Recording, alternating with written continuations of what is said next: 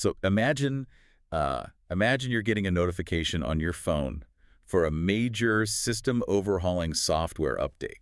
Oh, right. One of those huge ones that takes an hour to install. Yeah, exactly. And it promises the world.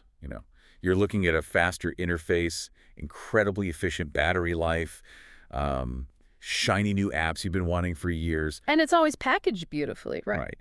But as you scroll through that massive wall of text in the terms and conditions, Nobody reads. which literally no one reads, we are all totally guilty of blind scrolling past just to hit agree. Yep.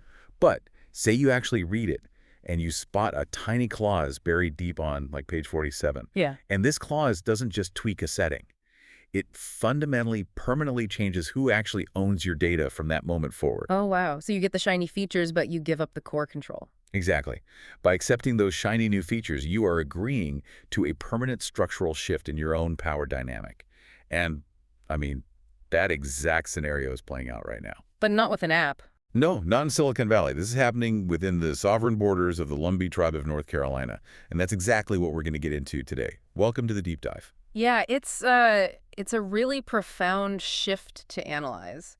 We're basically looking at a community standing on the precipice of this massive economic and structural change. It's a completely new era. Right. And the tension lies entirely in the fine print. And we have a really fascinating stack of sources for this deep dive. We really do. And we should mention right off the bat, this is a unique collaboration. Yes. The analyst at Vigilante de Veritas, an organization you might actually recognize from their previous work under the name Truth Seekers. Right. They rebranded recently. Yeah.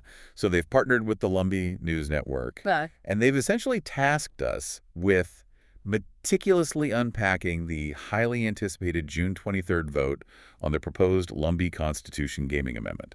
And the material they handed us is dense. We've got the original 2001 Constitution, the specific text of the proposed 2026 amendment, and this very detailed line-by-line constitutional analysis of what this all actually means for the average tribal citizen. And reading through this material, I mean, there is a very clear, very intense central theme that we are going to trace throughout this entire conversation today. Oh, absolutely. The sources keep returning to this concept of, well, they call it voice and choice. Voice and choice, right? It is the driving force behind this rallying cry you'll see in the analysis, which is encapsulated by the slogan, "Demand better."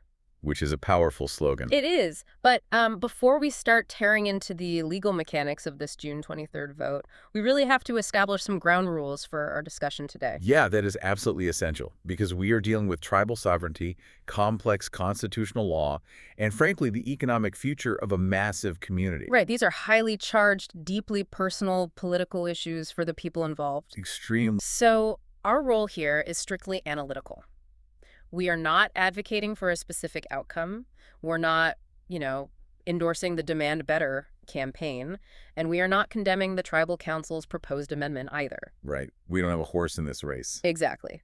Our sole objective is to take the provided constitutional texts, dissect the proposed legal changes, and just impartially walk you through the Vigilante de Veritas analysis. We are laying out the mechanics, the mechanisms, and the potential consequences. Because you, the listener, need the full context to make up your own mind. Exactly. We are the designated drivers through the legal labyrinth today. I like that. So let's get into it.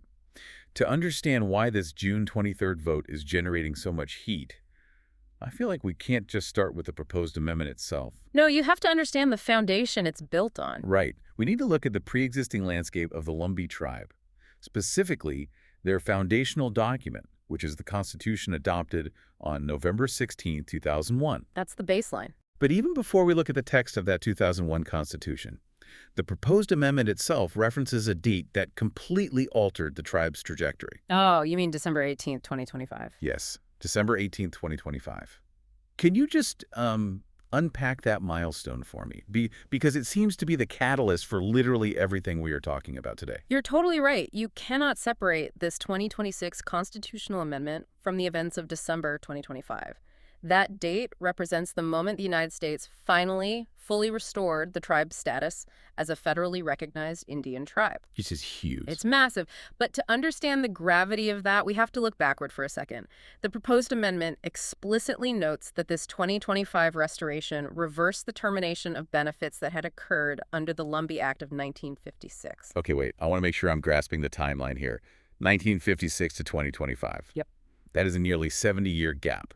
What does termination of benefits actually look like in practice for a sovereign nation during that massive stretch of time? It's a dark period. The 1956 Lumbee Act was a product of what historians call the termination era in federal Indian policy. That sounds ominous. It was. It was a period where the U.S. government actively sought to basically assimilate tribes and dismantle their special trust relationship with the federal government. Wow. Yeah. For the Lumbee, the 1956 Act was this bizarre legal paradox. The federal government acknowledged them as Indians, Okay. but in the exact same breath, explicitly denied them the federal services, benefits, and statutory protections that are typically afforded to recognized tribes through the Bureau of Indian Affairs. Are you serious? Yeah, it was recognition in name only. It was totally stripped of the legal and economic mechanisms of sovereignty. So you have multiple generations of tribal citizens existing in this, legal twilight zone. Exactly. Acknowledged, but structurally sidelined. Which is why the full restoration on December 18th, 2025 is such a seismic event. The amendment text itself states that this restoration included, and I'm quoting here, all federal benefits the tribe should have always been entitled to, but for the termination of such benefits. Wow. Should have always been entitled to. That's a heavy admission. Right. The legal door that had been padlocked for 70 years was suddenly kicked wide open, and the most immediate economically explosive consequence of that federal recognition... Let me guess. Gaming. You got it. Yeah. It officially granted the tribe the legal right to conduct gaming activities on tribal lands under federal law. Okay, so it moves a casino from a hypothetical, barbershop conversation to a very real, very imminent boardroom agenda. Overnight. Which brings us right back to the rule book they were operating under when that 2025 recognition hit. Yeah. Which is the 2001 Constitution. Right. And this document was written 24 years before they actually got full federal recognition. The framers of that Constitution created a very specific power dynamic, didn't they? They absolutely did.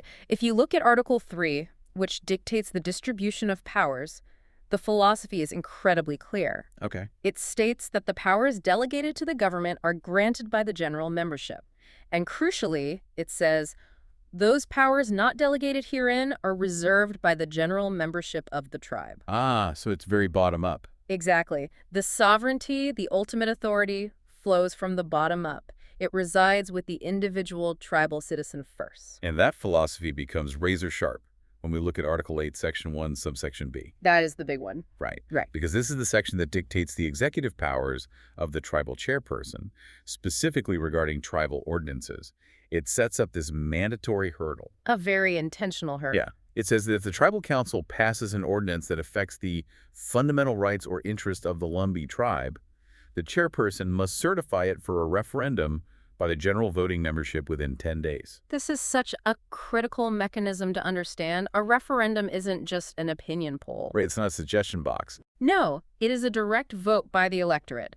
It means the 21-member elected tribal council can draft a law, they can debate it, they can pass it among themselves. Yeah. But if it touches a fundamental right, their vote isn't the final word. The law cannot go into effect unless a majority of the actual citizens go to a ballot box and approve it. It is a hard structural veto held by the people. Now, constitutional documents can sometimes be vague about what constitutes a fundamental right. Yeah. They leave it open to interpretation. True. But the 2001 framers left nothing to the imagination here.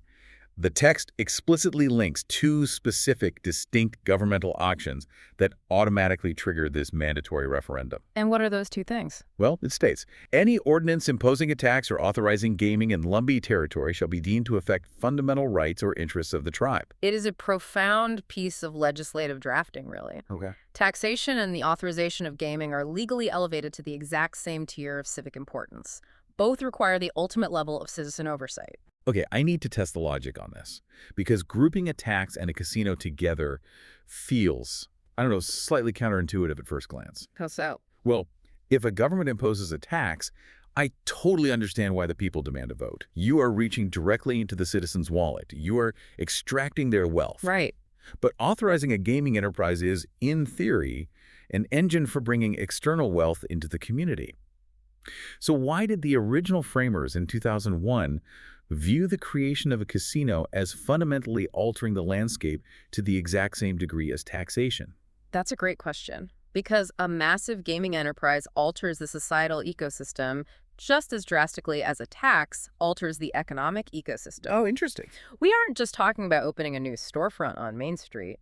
Introducing a major casino fundamentally changes the physical, economic, and social gravity of an entire region. Yeah, that makes sense. Think about it. It requires massive infrastructure overhauls. You need new roads, new water systems, expanded emergency services. It drastically alters daily traffic patterns. It's a heavy footprint. Huge footprint. It impacts local, pre-existing businesses, sometimes positively through increased foot traffic, but sometimes negatively through labor competition. It changes the real estate market. The original framers recognized that a casino is an irreversible geographic and cultural intervention. It rewrites the user experience of living in that county. That is a perfect way to conceptualize it. The framers essentially declared that no small group of elected officials, no matter how well-intentioned, should have the unilateral authority to rewrite the user experience of the entire territory. Right. They mandated that the ultimate voice and choice on these two colossal issues, taxing the people and building a casino, had to remain directly with the people whose backyards would be affected. Okay, let's map out exactly how that works in real time under the current rules, just so we have a solid baseline before we look at the proposed changes. Sure. Say the tribal council meets tomorrow and passes an ordinance saying, we authorize a casino in Robeson County. Okay. What is the sequence of events? Under the strict language of the 2001 Constitution, specifically Article 8, Section 1B, and Article 6, the moment the council passes that gaming ordinance, a clock starts. A literal clock. Yes. The tribal chairperson has 10 days to certify that ordinance for a referendum, and the elected officials are legally paralyzed at that point. You can't just push it through. Nope. The ordinance, quote, shall not be effective unless and until such ordinance is approved by a majority of those voting in the referendum. Wow. So the power rests exclusively with the individual voter. If the voters say no, the project dies, regardless of what the 21 council members want. Exactly. It is an exercise in pure direct democracy for this specific issue. So that is the world the Lumbee Tribe lives in right now. But on April 16, 2026, the Tribal Council proposed a massive structural change. Let's dive into this proposed amendment, which is officially designated as Document CLL 2026-041602. Yeah, let's get into the text. When analyzing any proposed legislation, it's vital to first look at the author's stated intent. Why does the Tribal Council believe this Constitution needs to be amended in the first place? Right. What's their argument? They lay out their entire argument in a series of introductory whereas clauses at the start of the document. I find whereas so revealing. It's the government's opening argument, right? Yeah. It's their chance to frame the narrative before you get to the actual dry legal changes. So what is the council's narrative here? Their narrative is heavily rooted in the momentum of that 2025 federal recognition. They acknowledge the restored status, and then they state, whereas the Tribal Council finds that establishing a clear governance framework for gaming is necessary to promote economic development, self-sufficiency, and strong tribal government, and to fund essential governmental services. Wait, like what kind of services? They list them specifically, including public safety, education, housing, healthcare, and infrastructure. Oh, wow. Okay, so they are linking the machinery of gaming directly to the most critical needs of a society. Public safety, education, housing, healthcare. They are saying this isn't just about opening a business. This is how we fund our sovereign survival. Exactly. And their core legal argument follows immediately after that. They say, whereas the Tribal Constitution does not currently provide a comprehensive framework to authorize, regulate, and govern gaming activities or to enter into compacts or agreements related to gaming. So they are making a structural argument. Right. They are pointing out that a constitution written in 2001, decades before federal recognition made a casino legally possible, simply doesn't possess the sophisticated administrative tools required to manage a modern, highly regulated, multi-million-dollar federal gaming operation. I mean, I see the logic there. If you suddenly inherit a massive industrial farm, you can't run it with a single rusty shovel. You need a fleet of tractors. That's a great way to put it. So let's open up Exhibit 1, the amendment document, and see what specific tools they're trying to add to their toolbox. The very first major shift I see is a geographical one. It's an expansion of tribal territory. Yes. Under Article 1, Section 1 of the 2001 Constitution, the territory of the Lumbee Tribe is strictly defined as Robeson, Hoke, Scotland, and Cumberland counties. So it's a fixed, static map. Exactly. But the proposed amendment alters this by adding the phrase, "and any additional lands acquired by the tribe or by the United States on behalf or for the benefit of the tribe." Okay, so they are changing a static map into a dynamic, expanding one. Any land they purchase or the federal government acquires for them instantly becomes official sovereign territory. Yes. Walk me through the mechanism of this. Why is a dynamic map a necessary tool for building a casino? To understand this, we have to touch upon the complexities of federal Indian gaming law, specifically the Indian Gaming Regulatory Act, or IGRA, as it's often called. IGRA. Under federal law, you generally cannot just buy a commercial plot of land downtown and throw up a tribal casino. Gaming typically must occur on Indian lands. This usually means lands that are taken into trust by the federal government specifically for the benefit of the tribe. Hold on. Unpack that mechanism for me. Yeah. What does taking land into trust actually mean in practical terms? Well, when land is taken into trust, the legal title is essentially transferred to the United States government, which holds it for the beneficial use of the tribe. Okay. And this is a massive legal maneuver.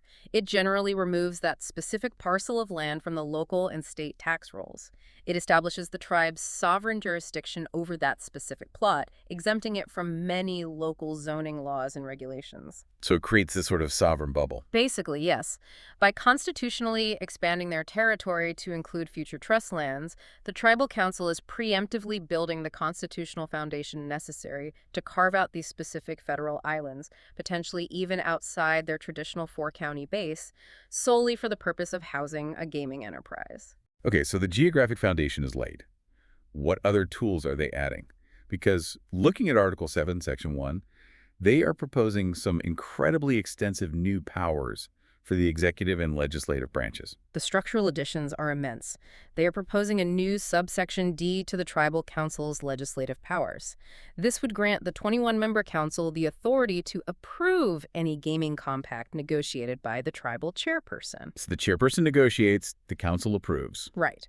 It also gives them the power to confirm the tribal chairperson's appointment of all members to the board of any tribal gaming regulatory body and any tribal gaming enterprise. Okay. Furthermore, it explicitly empowers them to enact tribal ordinances that permit, license, regulate, or otherwise govern gaming activities. So they are building an entire bureaucratic architecture from scratch here. The chairperson gets the power to negotiate treaties and appoint commissioners. The council gets the power to confirm those commissioners, pass the licensing laws, and approve the treaties. Yeah. They are creating a gaming commission, a regulatory body, an enterprise board. It is a complete modernization of their internal governance to handle an industry of this scale. Exactly. It directly fulfills their stated goal in those whereas clauses. It creates that comprehensive framework they said they needed. And the sources provide a really interesting glimpse into the internal politics of this proposal. We actually have the roll call vote from that April 16th, 2026 Tribal Council meeting. How did the elected officials react to this massive expansion of their own power? Out of the 21 districts, 19 members were present for the vote. The motion to propose this constitutional amendment to the general membership passed with 17 in favor and 2 against. 17-2, that's an overwhelming supermajority. Yes, it is. But the 2 dissenting votes, Billy Oxendine of District 1 and Eric Chavis of District 21, are noteworthy. Why is that?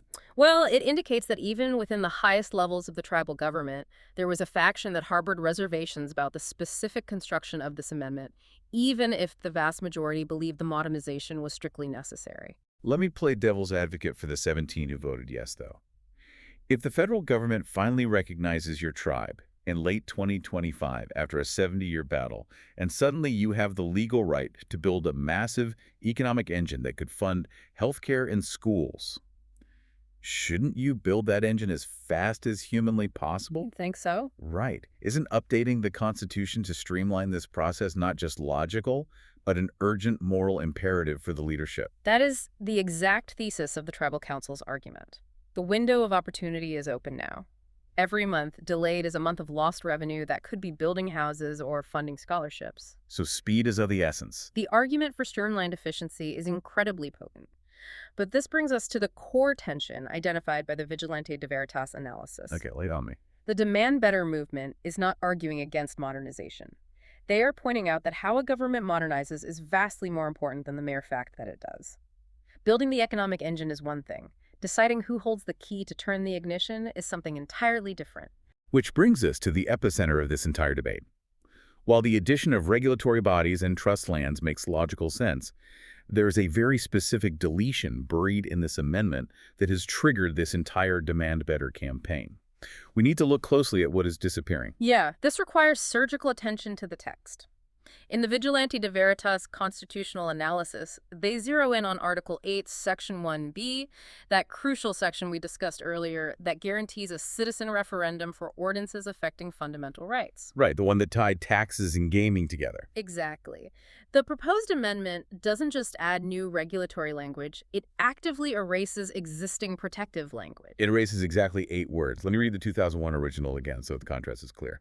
Originally it said, "Any ordinance imposing a tax or authorizing gaming in Lumbee territory shall be deemed to affect fundamental rights." Okay. Now, the proposed 2026 amendment rewrites that exact sentence to simply read, "Any ordinance that imposes a tax on individual tribal members." Just taxes. Just taxes.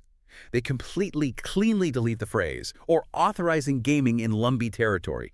8 words. Gone. The legal cascade caused by deleting those 8 words is monumental. By severing that phrase from the Constitution, the act of authorizing a massive gaming enterprise is no longer constitutionally recognized as affecting the fundamental rights of the Lumbee people. I want to make sure you, the listener, understand the absolute gravity of this shift.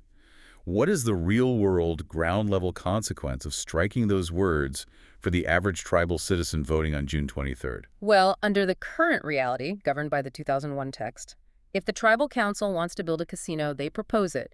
But you, the individual voter, must walk into a voting booth and give your direct consent. You hold a veto. Right. Under the reality proposed by the new amendment, the tribal council proposes a casino, and the 21 members of the tribal council decide, behind closed doors if it happens. The legal requirement to ask for your permission is permanently eradicated. I mean, we talked about mental models earlier. This feels exactly like taking a publicly traded company, where every major merger requires a vote from the shareholders. Yes. And quietly rewriting the corporate bylaws to turn it into a private company, where an untouchable board of directors makes all the decisions. The shareholders still get to shop at the store, but they no longer own a say in the company's direction. That is a highly accurate corporate parallel. The Vigilante de Veritas analysis is unequivocal on this point. They state, the most significant change is not the creation of gaming authority.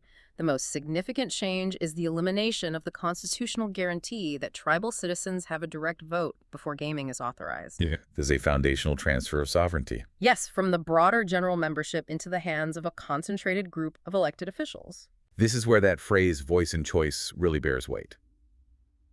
The amendment is asking the citizens to voluntarily downgrade their own democratic power regarding one of the most lucrative industries on earth.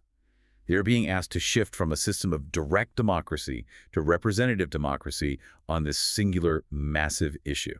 And we have to impartially analyze the inherent contradiction in the new text.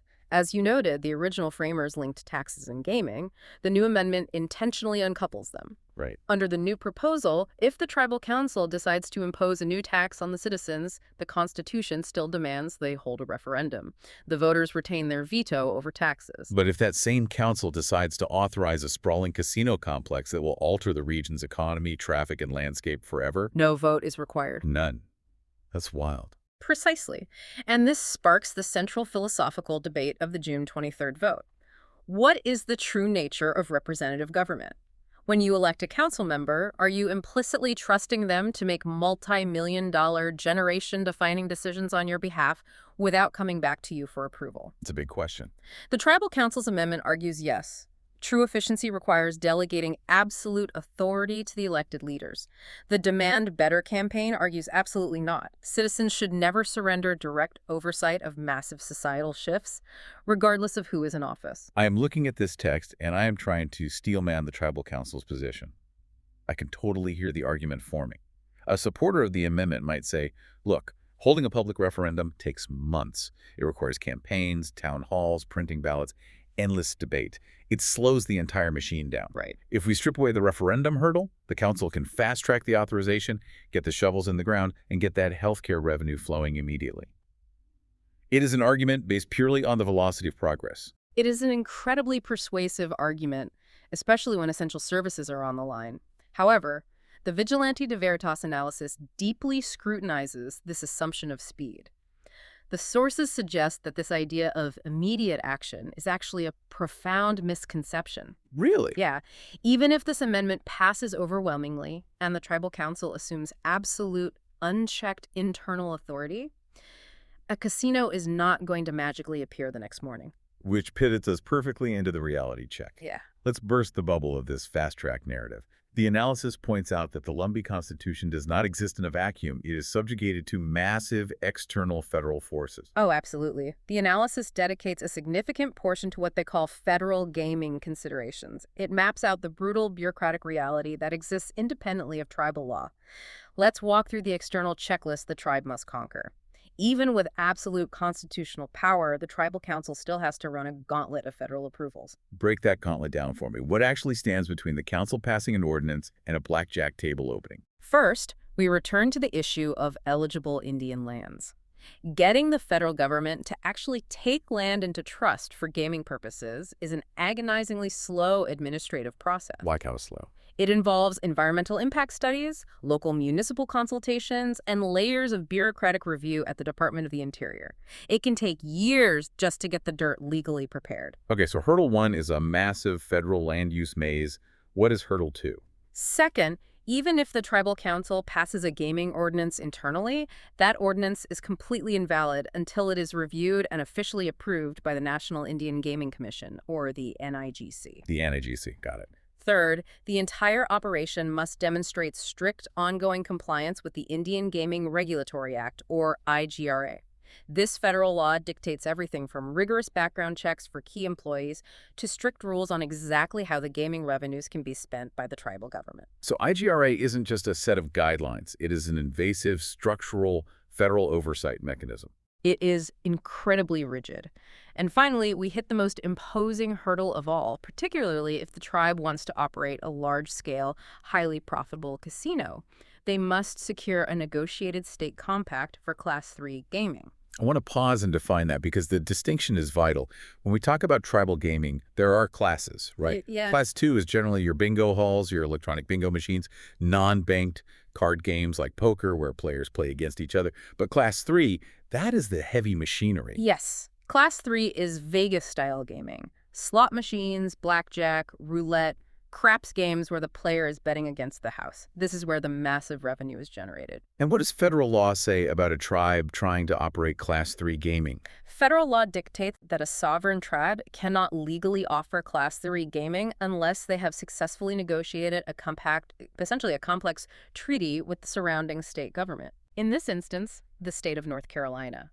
This means the Lumbee tribal chairperson can have all the new constitutional authority in the universe, but they still have to sit at a negotiating table with the governor of North Carolina and hammer out an agreement that both the state and the federal government will accept. I am trying to imagine what goes into a negotiation like that. A state governor isn't just going to hand over a casino license without demanding massive concessions. Exactly. These compacts are brutal negotiations. They often involve debates over geographic exclusivity, meaning the state promises not to allow competing casinos within a certain radius. In exchange for what? In exchange, the state typically demands a significant percentage of the casino's gross gaming revenue. They negotiate over who has criminal law enforcement jurisdiction on the casino floor. They negotiate over state inspections of the slot machines. These negotiations routinely take years to finalize, and sometimes they break down entirely. So let me test a theory here to see if I am fully grasping the absurdity of the efficiency argument. Imagine a family decides they are finally going to buy a profoundly expensive, custom-built luxury car. Okay, I'm with you.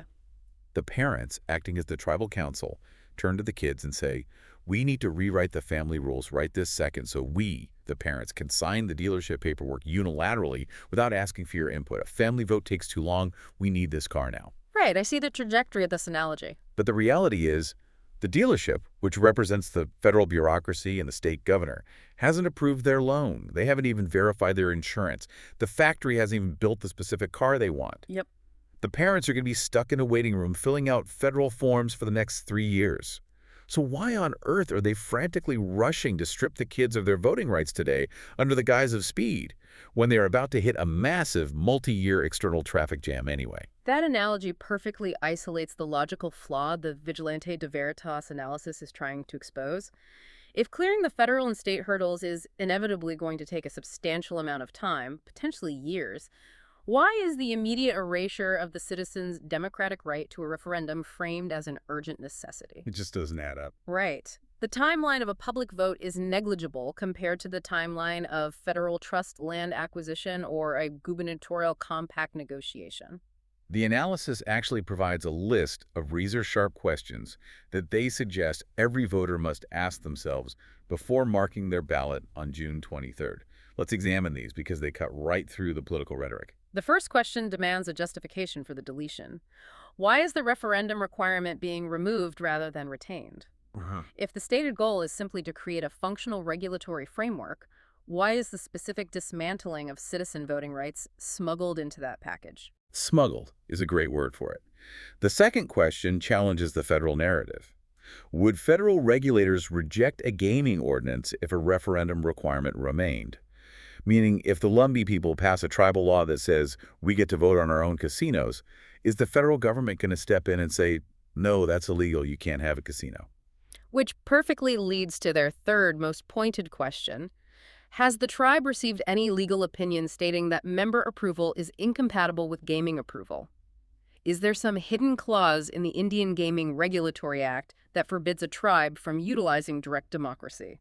And the resounding implication from the constitutional analysis is that no such federal prohibition exists. None. The federal government does not care if a tribe's citizens vote to approve a casino as long as the federal regulations are met. The removal of the referendum is entirely a domestic, internal power grab, not a federal mandate. This creates a profound sense of tension for the voter. The tribal council is presenting a bundled package. They're saying, we need all these administrative powers combined into one single amendment to move forward efficiently. Right. But the analysts at Vigilante de Veritas are looking at that same package and saying, hold on, you have bundled necessary regulatory machinery with an entirely unnecessary reduction of democratic rights. It is the classic political maneuver of attaching a bitter pill to a piece of vital legislation. Exactly. And this brings us to what I genuinely believe is the most fascinating, illuminating part of this entire deep dive. The demand better alternative proposition. Because the analysts don't just point out the flaws, they actually build a completely different constitutional blueprint. The Vigilante de Veritas document is highly prescriptive in this section. They argue forcefully that the current proposed amendment forces a false dichotomy upon the Lumbee citizens. A false choice. It's like a contractor looking at your house and saying, I can fix your leaking roof, but only if you legally sign over the deed to your garage. Right. You can either have a dry house and no garage, or a flooded house. Choose. The narrative being pushed is, vote yes on this specific amendment to get gaming, or vote no, and we lose the economic future. The analysis absolutely shatters that narrative. It argues that the removal of the constitutional requirement for citizens to directly approve gaming is not inherently or legally required to create a gaming authority. You do not have to surrender your sovereignty to build a casino. Let's walk the listener through this alternate vision because it's brilliant in its simplicity. The sources provide a hypothetical demand-better alternative amendment. How does this third path actually function? How do you simultaneously give the government the modern tools it desperately needs while keeping the ultimate power locked firmly in the hands of the people? It is an elegant piece of legal construction. The alternative proposition achieves this by executing two distinct actions simultaneously. First, it dictates a preservation of rights. Keep the exact original language of Article 8, Section 1B. Do not allow the deletion of those 8 words. Preserve the phrase. Any ordinance authorizing gaming in Lumbee territory shall be deemed to affect fundamental rights or interests of the tribe. Okay, so step 1. The protective shield of the mandatory referendum remains untouched. The people keep their veto. What is step 2? Step 2 is the modernization. Add all the necessary new language for gaming regulatory authority, the expansion of trust lands, the creation of gaming commissions, the enterprise authority, and the compact negotiation powers that the Tribal Council has requested. You Ah. construct the entire bureaucracy, but you do not dismantle the protection. It is literally having your cake and eating it too. You build the multi-million-dollar engine, you hand the keys to the elected officials to maintain it, but the citizens retain the power to decide if it ever gets turned on. Precisely. Let's look at the actual text to sections of this hypothetical Vigilante de Veritas proposition. This is the blueprint for how a compromise could be legally codified. Section 6 proposes a revised constitutional amendment that would read as follows. The Tribal Council shall have authority to regulate gaming, establish gaming enterprises, create gaming commissions, and negotiate gaming compacts as authorized by federal law. Okay, that's the new stuff. Right. Then it says, and any ordinance authorizing Class 2 or Class 3 gaming shall continue to require approval by referendum of the tribal membership. And D. That three-letter word is doing an incredible amount of heavy lifting. It completely neutralizes the false dichotomy. It really does. You can possess a constitution that explicitly authorizes the tribal government to do all the heavy administrative lifting, regulate, negotiate, commission, while simultaneously mandating that any final ordinance authorizing the actual gaming enterprise must survive a vote by the tribal membership. It creates a brilliant separation of powers. It legally divorces the act of preparation from the act of authorization. Let's play that ND scenario out in real life over a theoretical 3-year timeline. Yeah. How does it actually work if this alternative were to pass? Under the alternative scenario, the Tribal Council goes to work. Year 1. They utilize their new authority to officially acquire the trust land, navigating the Department of the Interior. Doing the hard paperwork. Exactly. Year 2. The tribal chairperson utilizes their new power to sit down with the governor of North Carolina and spend 12 months hammering out a brutal Class 3 revenue-sharing compact. The council utilizes their power to stand up a pristine, federally compliant gaming regulatory commission. They do all the grueling, specialized governmental work required by IGRA. And then, when the package is completely finished, the land is secured, the treaties are signed, the regulations are drafted, what happens? Then, and only then, they present the finalized, fully baked ordinance to the Lumbee people. The council says, we have done the work, here's the exact deal, here is the location, here is the stat revenue split, here are the projected healthcare funds. Oh, so the voters actually know what they're voting on. Exactly. Do you, the citizens, approve this monumental shift to our community? The ultimate authorization remains a democratic exercise. That is the ultimate conclusion of the Vigilante de Veritas analysis. When you strip away the legal jargon, the central issue of the June 23rd vote is not actually about whether gaming itself is good or bad. No, it's really not. Almost everyone seems to agree that exploring the economic benefits of a casino is a logical necessity now that the 2025 federal recognition is secured. The real battle, the true heart of the vote, is about where the locus of power should reside. Right. Should the authority to approve a landscape-altering industry remain distributed among the tens of thousands of individual tribal citizens? Or should it be concentrated and surrendered to a closed room of 21 elected officials?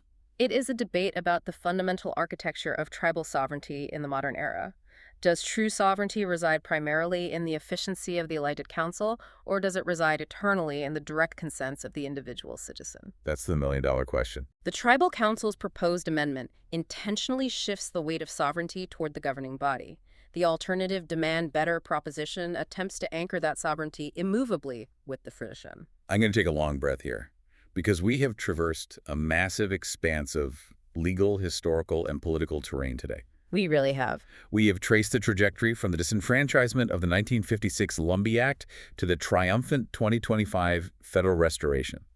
We've dissected the direct democracy protections of the 2001 Constitution, meticulously analyzed the bureaucratic expansion and the highly controversial deletions of the 2026 proposed amendment, and walked through a hypothetical alternative that challenges the very premise of the upcoming vote.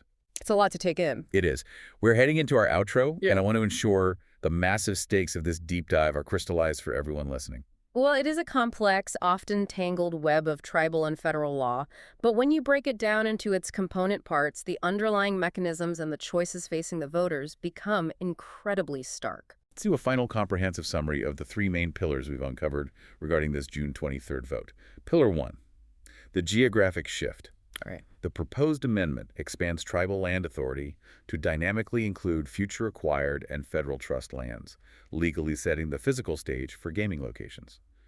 Pillar 2, the bureaucratic modernization. Regulatory framework. Exactly. The amendment creates a comprehensive internal gaming framework, granting the tribal council and chairperson sprawling new powers to regulate, form commissions, and negotiate state compacts. And Pillar 3, which is the undeniable epicenter of the controversy, the surgical deletion of the citizen referendum for gaming authorization. This is the legal maneuver that eliminates the direct constitutional veto power currently held by the tribal membership. And as we prepare to sign off, I want to provide one last, strictly impartial reminder of the competing philosophies at play here. The Tribal Council, the authors of the amendment, assert that this streamlined power, this specific bundling of regulatory framework and executive authorization without the hurdle of a public vote, is absolutely necessary for rapid economic progress. They argue it is the most efficient, pragmatic way to navigate federal bureaucracy and begin funding critical public safety, education, housing, and healthcare initiatives. Their argument is rooted in the velocity of governance. Conversely, the analysts at Vigilante de Veritas, amplified by the Lumbee News Network, are issuing a stark warning to demand better and preserve voice and choice. Yes. They argue forcefully that administrative efficiency must never be purchased with the currency of foundational democratic rights. They point to a legally sound, viable alternative path that provides the government all the modern tools it requires while immutably retaining the citizen's ultimate right to consent. It is a phenomenal generation-defining debate, and I want to leave you, the listener, with a final provocative thought to mull over, something that synthesizes everything we have explored today.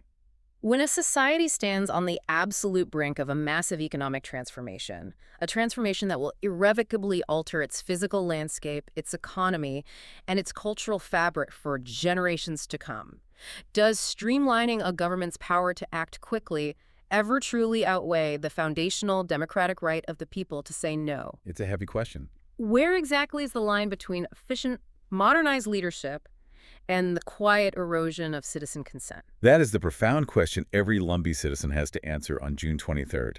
Remember that software update we talked about at the very beginning of this deep dive? The one with the buried terms and conditions. The one with the shiny, exciting new features and the deeply buried clause that permanently alters who owns your data. On June 23rd, the voters aren't just clicking agree on a simple administrative app. They are actively voting on the fundamental source code of their own sovereignty. Y'all said. Thank you for joining us on this special collaboration deep dive into the source material. We strongly encourage you to read the original constitutional texts and the full analysis for yourself. Stay relentlessly informed, and most importantly, participate in the process. Keep diving deep.